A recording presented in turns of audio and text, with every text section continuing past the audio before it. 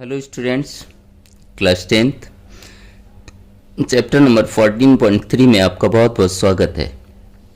आज मैं आपको इस वीडियो में प्रश्न नंबर 1 हल कराने वाला हूं। तो प्रश्न नंबर 1 को हम पढ़ लेंगे कि निम्नलिखित बारंबारता बंटन किसी मोहल्ले के 68 उपभोक्ताओं की मासिक खपत दर्शाता है। इन आंकड़ों का माध्यक, माध्य और बहुलक ज्ञात करो। तो सबसे पहले हम प्रश्न को देख लेंगे। यहाँ पर सारणी जो दी गई है, पहली दी है मासिक खपत, दूसरा दिया है उपभोक्ताओं की संख्या। तो माध्यक को ज्ञात करने के लिए सबसे पहले उसका हम सूत्र देखेंगे। तो माध्यक का दूसरा नाम भी होता है मध्यिका, जिसे इंग्लिश में मीडियन बोला जाता है।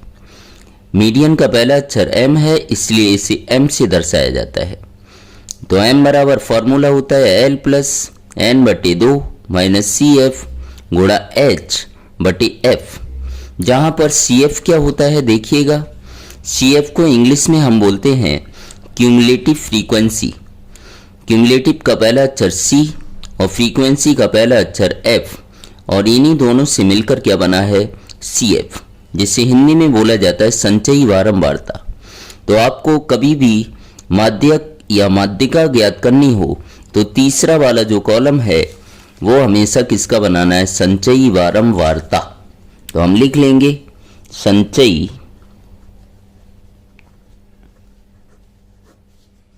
बारंबारता, और इसे हम किससे दर्शाएंगे सी एफ। और दूसरे कॉलम में यहां पर कुछ भी लिखा हो उसे हमें एफ से दर्शाना है। किससे दर्शाना है, एफ से।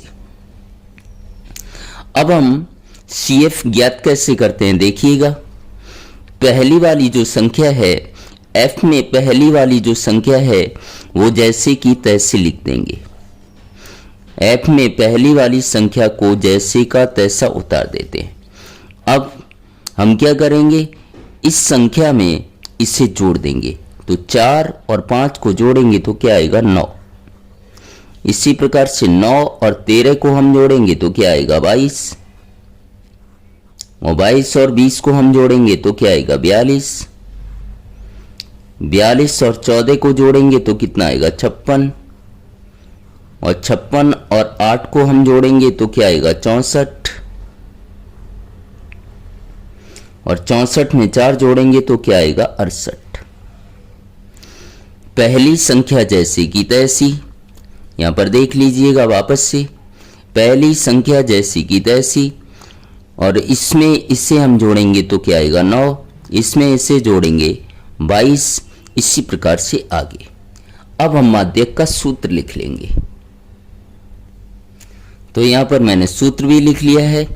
तो सबसे पहले यहां पर देखेंगे कि n बटे 2 हमें निकालना है। क्या निकालना है, n बटे 2। इसके लिए हमें n पता होना चाहिए। n क्या होता है, f का जोड़। n क्या होता है, f का जोड़। तो f को हम जोड़ेंगे तो क्या आएगा देखिएगा। n प्राप्त करने के लिए f को जोड़ना होगा। तो n बराबर क्या आएगा, आपको जोड़ना तो आता ही है, इन सब संख्याओं को जोड़ेंगे तो क्या आएगा 68। और आपको ध्यान रखना है सी एफ वाली कॉलम में, अर्थात तीसरे कॉलम में जो आखिरी संख्या होगी वही आपका क्या आएगा n। ऐसे हम f को यहाँ पर जोड़ भी सकते हैं। 4 5 9, 9 13 22, 22 और 20 42, 42 14 56, 56 8 64, 64 4 68। लेकिन आपको इतना सारा करने की ज़रूरत नहीं है। तीसरे वाले कॉलम में जो सबसे आखिरी संख्या होगी वही किसका मान होगा, n का। अब आगे हल कर लेते हैं हम। तो इस प्रकार से हमें n भी प्राप्त हो गया।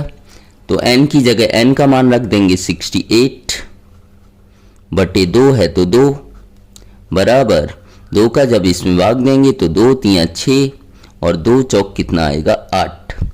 यहाँ पे आ गया हमारा 34। कितना आ गया 34। इस संख्या को मुझे सी एफ वाले कॉलम में देखना है। n बटे 2 का मान जो 34 आया है वो CF वाले कॉलम में देखना है। किस प्रकार से देखना है? CF में 34 से बड़ी, ध्यान से समझिएगा, CF में 34 से बड़ी जो सबसे पहले संख्या आएगी उसी को हम लेंगे। तो 34 से बड़ी यहां पर CF वाले कॉलम में देखेंगे तो 4 34 से छोटा है, 9 34 से छोटा है, 22 34 से छोटा है, 42 34 से कैसा है? बड़ा। तो इसी को हम ले लेंगे।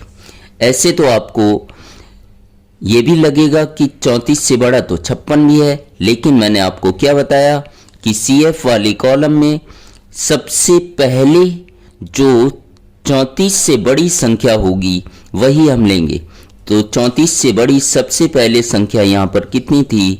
42। कितनी थी? 42। तो इसी को हम ले लेंगे।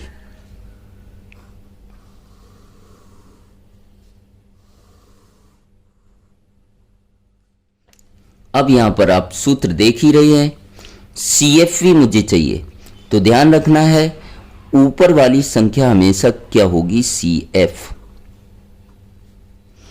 और इसमें जो वर्ग दिया है कितना? 125 से 145, ये माध्यक वर्ग कहलाएगा। ये क्या कहलाएगा? माध्यक वर्ग। 125 से 145, और पहले वाला जो मान होता है वही किसका होता है? L का मान होता है। तो L का मान कितना आएगा? 125। L का मान आएगा 125। पहले वाली कीमत हमेशा L की होती है, तो L बराबर आ गया 125। अब मुझे यहां पर H भी चाहिए, तो H बराबर क्या होगा? माध्यक वर्ग में बड़ी संख्या में से छोटी संख्या को माइनस कर देंगे। तो 145 में से 125 माइनस करेंगे तो कितना आएगा? 20। अब मुझे F भी चाहिए, तो माध्यक वर्ग वाले कॉलम में सामने F वाला कॉलम देखेंगे तो वही क्या कहलाएगा? आपका F।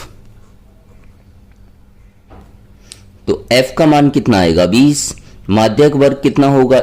125 से 145, और CF हमेशा कौन सा होता है? ऊपर वाला। अब सारे के सारे मान मुझे मिल गए हैं, तो हम सूत्र में रख देंगे। तो M बराबर L की जगह L का मान 125 प्लस है तो प्लस n/2 का मान कितना है? 34 माइनस CF का मान कितना है? 22 बटे F का मान क्या है? 20। H की जगह H का मान रखेंगे, कितना आएगा? 20। सारे के सारे मान मुझे मिल गए हैं। अब इसे हम हल कर लेंगे तो M बराबर क्या आएगा? 125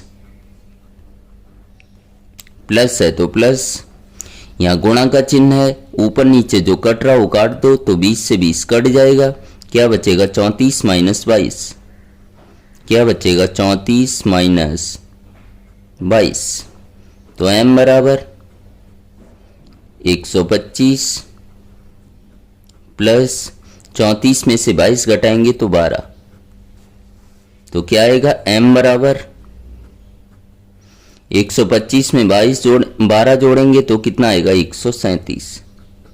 यही आपका क्या कहलाएगा? माध्यक। यह आपका क्या आ गया? माध्यक आ गया। अब आगे देख लेते हैं हम प्रश्न को। प्रश्न में दूसरा पूछा गया था माध्य, तो हम माध्य ज्ञात कर लेंगे। इसी प्रकार से तीसरा बहुलक, जो भी आपको पहले ज्ञात करना हो आप कर सकते हैं। तो पहले हम बहुलक ज्ञात कर लेते हैं, फिर माध्य को ज्ञात करेंगे। तो बहुलक के लिए हमने यहाँ पर टेबल को वापस से बना लिया है। दूसरे कॉलम को हम किससे दर्शाएंगे? Fi से। बहुलक का हमने सूत्र लिख लिया, Z बराबर L plus F1 minus F0 into H बटे 2F1 minus F0 minus F2। अब आपको क्या करना है? बहुलक ज्ञात करने के लिए Fi वाले कॉलम में सबसे बड़ी आवृत्ति देखनी है। तो यहाँ पर सबसे बड़ी जो संख्या है वो क्या है 20। तो ये मान किसका होगा F1 का।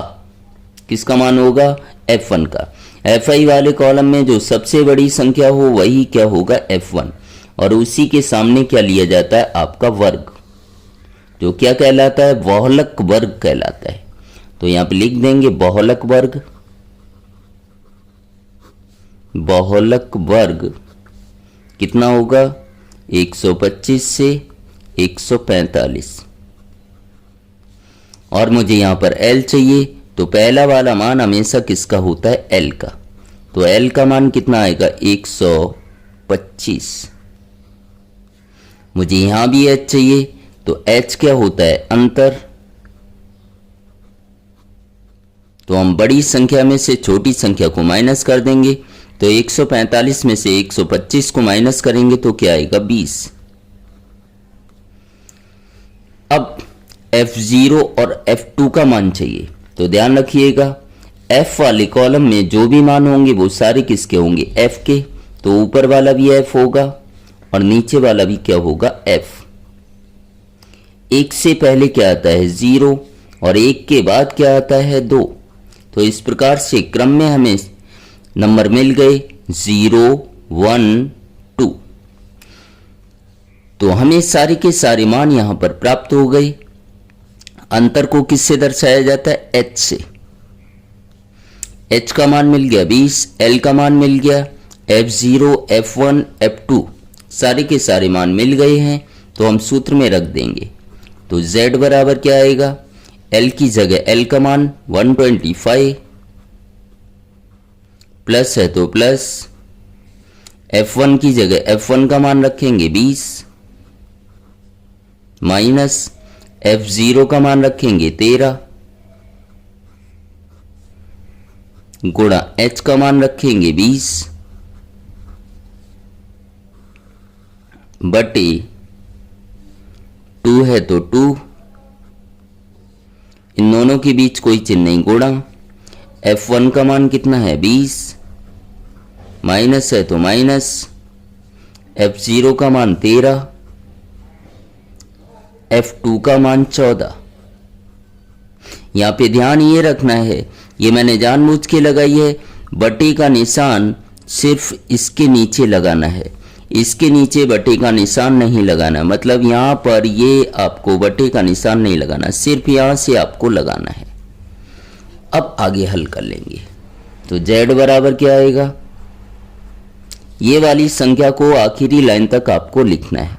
क्या आएगा 125 और इस पूरे को आपको हल कर लेना है।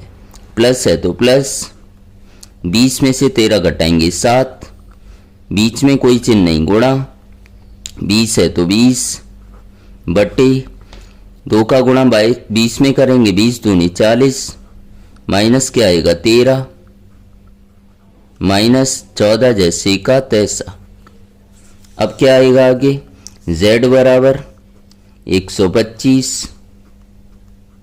प्लस है तो प्लस, 7 का गुणा 20 में करेंगे तो 7 दूनी 14 140 बटे 40 में से 13 माइनस करेंगे 27 और 27 में से 14 माइनस करेंगे तो कितना आएगा 13। आगे हल करेंगे। Z बराबर 125 प्लस है तो प्लस, 13 का इसमें भाग दे देंगे। तो हम 13 का भाग देंगे 140 में, 13 का भाग हम देंगे 140 में। तो 13 एकम 13, 1 बचा, उतारा 0 का। उतारा मैंने 0 का लिया, लेकिन ये संख्या बड़ी है इससे, तो 13 का भाग 10 में जाएगा नहीं। उतारा लो और भाग ना जाए तो ऊपर क्या आएगा 0। अब उतारने के लिए कुछ बचा नहीं तो पॉइंट लगाओ और 0 बढ़ाओ। 13 सत्ते 91, कितना बचा 9, पॉइंट लगा है 0 बढ़ाएंगे। 13 छंग 78, क्योंकि 13 सत्ते 91 ज़्यादा हो जाएगा, 13 छंग 78 और पॉइंट के बाद आपको 2 अंकों तक लेना है। तो 13 का भाग जब 140 में दिया तो कितना आया 10.76 10.76। अब हम क्या करेंगे, इन दोनों को जोड़ देंगे। तो z बराबर 125 में 10.76 जोड़ेंगे तो इन दोनों को जोड़ेंगे, 125 में 10 जोड़ेंगे 135.76। ये आपका क्या आ जाएगा, बहुलक। पॉइंट के बाद 76 हो या 77 हो, मतलब एक आध अंक इधर उधर चलता है, लेकिन पॉइंट से पहले आपका 135 ही आना चाहिए। अब चलते हैं आगे, हमें माध्य भी ज्ञात करना था। तो माध्य वाला हम कैसे ज्ञात करेंगे देखिएगा। तो यहां पे हमने माध्य के लिए टेबल बना ली है। माध्य जब भी ज्ञात करना हो तो ध्यान आपको ये रखना है कि पहले कॉलम में आपका कुछ भी दिया हो उसे वर्ग अंतराल लेना है, दूसरे कॉलम को fi से दर्शाना है। पहले कॉलम को वर्ग अंतराल लेना है, दूसरे कॉलम को f लेना है। तो पहले कॉलम को यहां मैंने वर्ग अंतराल ले लिया, दूसरा कॉलम fi। और मध्य कीमत ज्ञात करने के लिए सबसे आसान विधि मैंने आपको बताई थी, कौन सी, पग विचलन विधि। और पग विचलन विधि के माध्यम से हम माध्य ज्ञात करेंगे। तो यहाँ पर आपको 5 कॉलम बनाने होंगे, पहला वर्ग अंतराल, दूसरा fi, तीसरा मध्य कीमत, चौथा ui, पांचवा fi ui। अब देखिएगा किस तरीके से इसे हम सॉल्व करेंगे। मध्य कीमत ज्ञात करने के लिए आपको क्या करना है, वर्ग अंतराल में जाना है, दोनों संख्याओं को जोड़ दो और 2 से ही भाग दे दो। मैंने क्या बताया आपको कि मध्य कीमत ज्ञात करने के लिए दोनों संख्याओं को जोड़ के 2 से भाग देना है। तो देखिएगा पहली मध्य कीमत कैसे निकालेंगे, दोनों संख्याओं को जोड़ना है। तो 65 और 85 को जोड़ देना है और 2 से भाग दे देना है। तो 5 5 10 की 0, हाथ से लगी 1, 1 और 6 7, 7 8 15 बट्टे 2, 2 से हम इसमें भाग देंगे तो 2 सत्ते 14, 1 बचा, 1 0 10, 2 पंजे 10। तो पहली मध्य कीमत कितनी आ गई, 75 आई। कितनी आई, 75।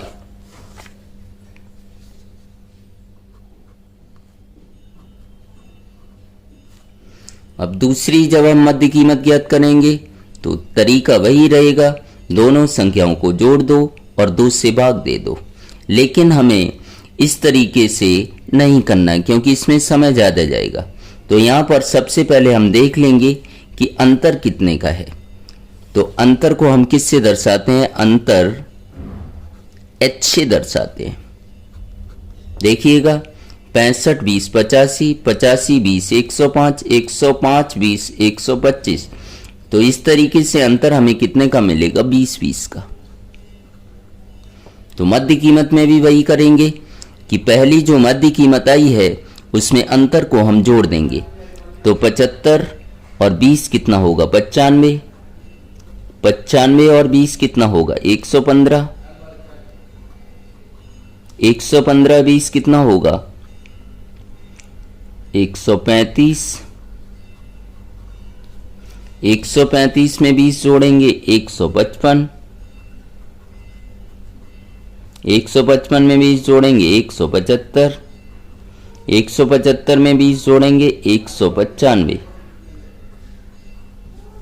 तो इस प्रकार से हमारे पास मध्य कीमत भी आ गई। अब हम क्या ज्ञात करेंगे, ui। ui भी ज्ञात करने के लिए इस सूत्र का उपयोग ना करके हम शॉर्टकट मेथड का उपयोग करेंगे। तो मध्य कीमत में जो बीच वाली संख्या है, मध्य कीमत में जो बीच वाली संख्या है उसे हम क्या मान लेंगे, 1। मध्य कीमत में बीच वाली संख्या को हम क्या मान लेंगे, a। तो 3 ऊपर से छोड़ देंगे और इसी प्रकार से 3 नीचे से छोड़ देंगे और बीच वाले को हम क्या मान लेंगे, a। अगर हम भूल जाते हैं कि कौन सा a लेना है तो xi में कोई भी संख्या को आप ए ले लेंगे तो भी आंसर आपका कैसा आएगा, सही। तो जिससे मैंने ए लिया है उसके सामने आपको क्या लेना है, 0। फिर नीचे एक एक जोड़ते जाना है, ऊपर एक एक माइनस करना है। नीचे एक एक जोड़ना है तो 0 में एक जोड़ा 1, 1 में एक जोड़ेंगे 2, 2 में एक जोड़ेंगे 3।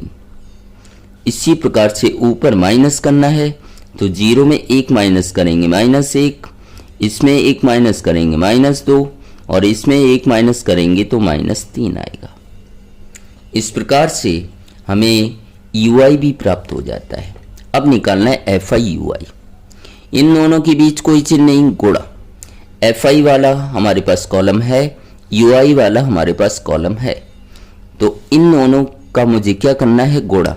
तो 4 का गुणा -3 में करेंगे तो -12, 5 का -2 में करेंगे तो -10, 13 का -1 में करेंगे तो -13, 20 का 0 में गुणा करेंगे तो 0, 14 का गुणा 1 में करेंगे तो 14, 8 दूनी कितना होगा 16 और 4 तिया कितना होगा 12। अब मुझे क्या करना है, सिग्मा FI UI निकालना है, क्योंकि पग विचलन विधि में यहाँ पर क्या दिया है, FI UI के आगे सिग्मा और FI के आगे भी सिग्मा है। सिग्मा का मतलब होता है जोड़, तो FI UI को मुझे जोड़ देना है। ध्यान आपको ये रखना है यहाँ पर कि माइनस वाली संख्याओं को अलग जोड़ना है और प्लस वाली संख्याओं को अलग जोड़ना है। तो माइनस वाली संख्याओं को जोड़ेंगे तो 12, 10, 22, 22 और 13 कितना होगा 35। ये किसका होगा, माइनस का। इसी प्रकार से प्लस वाले को हम जोड़ लेंगे तो प्लस वाला क्या आ जाएगा, 14 और 16 30 और 30 और 12 42। तो इसमें से ये क्या कर देंगे माइनस, क्योंकि यहाँ माइनस है तो कितना आएगा 7। 42 में से 35 घटाया तो 7। तो ये मुझे क्या मिल गया, सिग्मा FI UI कितना आया 7। तो हमें FI UI भी मिल गया। अब हम क्या ज्ञात करेंगे, सिग्मा FI। तो FI को हम जोड़ देंगे, तो FI को जोड़ा था तो कितना आया था 68। तो सिग्मा FI बराबर क्या होगा 68। अब आगे हम देख लेंगे, ए का मान हमें पता ही है, ए का मान दिया है 135, एच का मान अंतर कितना था 20 का। अब हम सूत्र रख लेंगे, यहां पर मैंने सूत्र लिख लिया माध्य का। सारी की सारी कीमतें हमारे पास हैं तो सूत्र में हम इनका क्या रख देंगे, मान रख देंगे। तो क्या आएगा, एक्स बार बराबर ए की जगह ए की कीमत 135 प्लस है तो प्लस सिग्मा FI UI कितना दिया है 7 इंटू एच का मान कितना दिया है 20 बटे FI का मान कितना दिया है 68। सारी की सारी मैंने कीमत रख ली है। अब आगे हल कर लेंगे तो एक्स बार बराबर 135 जैसे का तैसा उतार देंगे। इसे आखिरी लाइन तक आपको लिखना है, प्लस है तो प्लस, और इस पूरे को हम हल कर लेंगे। जो कट रहा है उसे हम काट देंगे, तो 4 से ये कट रहा है, 4 पंजे क्या होता है 20, और 4 से ये कटेगा तो क्या आएगा 17, क्योंकि 17 चौकू 68 होता है। ऊपर क्या बचा 7 गुणा 5, तो 7 पंजे कितना हो जाएगा 35 बटे 17 है तो 17। अब आगे हम देख लेंगे कि एक्स बार बराबर 135 प्लस है तो प्लस 17 का इसमें हम भाग देंगे 35 में, 17 का भाग देंगे हम किस में 35 में, तो 17 दूनी 34, एक बचा, पॉइंट लगाएंगे, जीरो बढ़ाएंगे, पॉइंट लगाया और जीरो बढ़ाया, लेकिन 17 बड़ा है 10 से तो भाग नहीं जाएगा। पॉइंट लगाया, जीरो बढ़ाया, फिर भी भाग नहीं जा रहा है तो ऊपर क्या आएगा? जीरो। अब पॉइंट लगाई है, एक और जीरो बढ़ा लेते हैं, 17 पंजे 85, क्योंकि 17 छक करते हैं तो 102, इससे ज़्यादा हो जाएगा, तो 17 पंजे कितना आएगा? 85 आएगा। आपको ध्यान ये रखना है, पॉइंट के बाद आपको 2 अंकों तक लेना है, तो कितना आएगा? 2.05। तो 17 का भाग इसमें मैंने दिया तो कितना आया? 2.05। तो एक्स बार बराबर क्या हो जाएगा? एक्स बार बराबर 135 में 2 जोड़ेंगे 137.05, और यही आपका क्या हो गया? माध्य। तो इस प्रकार से हमने माध्य भी ज्ञात कर लिया, बहुलक भी ज्ञात कर लिया और माध्यक भी ज्ञात कर लिया। उम्मीद करता हूँ मेरा यह प्रश्न आपको समझ आया होगा। अगर मेरा यह प्रश्न आपको समझ आया हो और चैनल पर पहली बार आए हों तो चैनल को सब्सक्राइब जरूर करें और अपने दोस्तों में ज़्यादा से ज़्यादा शेयर करें। Thank you so much.